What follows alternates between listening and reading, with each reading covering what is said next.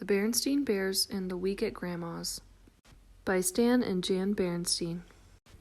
Once in a while, the bear family who lived in the big tree house down a sunny dirt road, deep in bear country, got out the family snapshots and looked at them. "What are these?" asked Sister Bear, picking up a book of photos. "I don't think I've ever seen these before." There were pictures of bears playing tennis, canoeing, dancing, and having all sorts of fun. The bears looked like Mama and Papa, only when they were younger and thinner. "They're pictures of Papa and me on our honeymoon," said Mama with a smile. "At Grizzly Mountain Lodge," said Papa. "We had a wonderful time." "What's a honeymoon?" asked Brother. "A honeymoon is a special trip couples take when they get married," explained Mama. "Getting married is a very special happening, and celebrating it with a trip is an old custom." "As a matter of fact," said Papa, "we've decided to go on a second honeymoon. We're going back to the same place and play tennis, go canoeing, and have fun. It'll be lovely," said Mama. "A second honeymoon sounds like a pretty good idea to me," said Brother. "Me too," said Sister. They scooted out of the room and were back in a jiffy with their vacation things. "Oh, you won't be coming," said Papa. "Honeymoons, even second honeymoons, are just for grown-ups, not for cubs." But what's going to happen to us?" asked Sister. "It just so happens," said Mama, "that Gran has been after me to let you spend a week with her and Gramps, and this will be the perfect opportunity." "A whole week?" said Brother. "But we've never stayed with anybody that long," said Sister. "Well," said Papa, taking a few practice swings with his tennis racket, "there's got to be a first time for everything." "What will we do for a whole week?" asked the cubs. "Where will we sleep? What will we eat?" "Goodness," said Mama, "such a fuss about a simple thing like spending a week at Grandma's." It didn't seem like a simple thing to the cubs. They loved Gramps and Gran very much, but, well, they just weren't Mama and Papa. Besides, Gramps and Gran were sort of old. "What are you taking with you?" Sister asked Brother when it was time to pack. "I'm taking 2 books, my jacks, and my teddy, of course." "These," he said, holding up some books, "and his best yo-yo." Papa put their suitcases in the car trunk last so that when they got to Gran's, unloading was easy as 1, 2, 3. Then, after lots of big bear hugs and kisses, the happy second honeymooners were on their way. "It certainly is good to see young folks having fun," said Gran as she waved goodbye. "We're the young folks," muttered the cubs. "We're the ones who are supposed to have fun." "I'm sure you're hungry after your ride," said Gran when they went in. "How about some of my special honey nut cookies and milk?" "No, thanks, Gran," said Sister. "I'm not hungry right now." "Hey, these are really good," said Brother. Sister sneaked a taste. They were good, but, well, they just weren't Mama's. "Now let's get you up to your room so you can get settled," said Gramps. The cubs reached for their bags, but before you could say Grizzly Gramps, they were gathered up, bags and all, and carried up the steep stairs. Gramps certainly was strong for someone who was so old.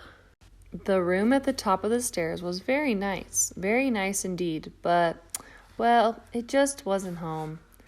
"Gramps," said Sister, "where do you suppose Mama and Papa are right now?" "Well," said Gramps, "I reckon they're still on the road, just pulling into sight of Grizzly Mountain Lodge." After they unpacked their things, Gramps thought the cubs might like to explore around the house. While it wasn't home, it was an interesting house.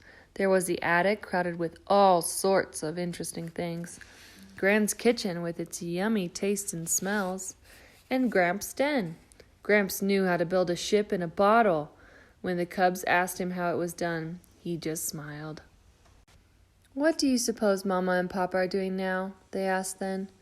"I reckon they've gotten into their tennis clothes and are swatting the ball back and forth," he said. Over the next few days, Brother and Sister found lots to do. They helped Gran feed her bird friends, more kinds than they had ever seen in one place, and Gran knew all their names.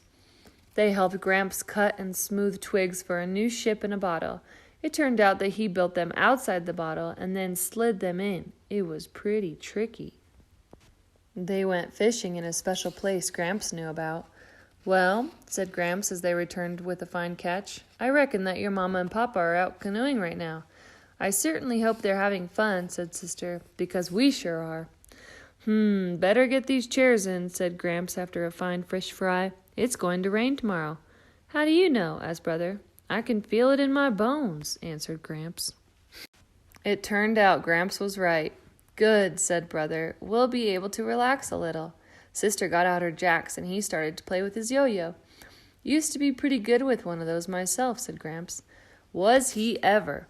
Not only could Gramps make the yo-yo sleep and walk the dog, he could even do baby in the cradle and around the world.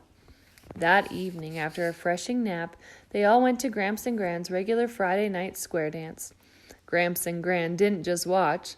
They do-si-doed with the best of them. They even won a prize for friskiest couple. Goodness, said Sister in the morning. This week really flew by, and we learned so much, added Brother, practicing baby in the cradle. Gramps and Gran, how come you know so much? Asked Sister. So many things. Why, you can even feel the weather in your bones. That's one of the good things about being an older person, said Gramps, smiling. You learn something every day, so that by the time you're old enough to be a grandparent, you know quite a lot. Gee, said Sister, I guess you and Gran are so old you must know everything. Oh no, said Gramps, laughing. You never stop learning. Why, just this week we learned something very special.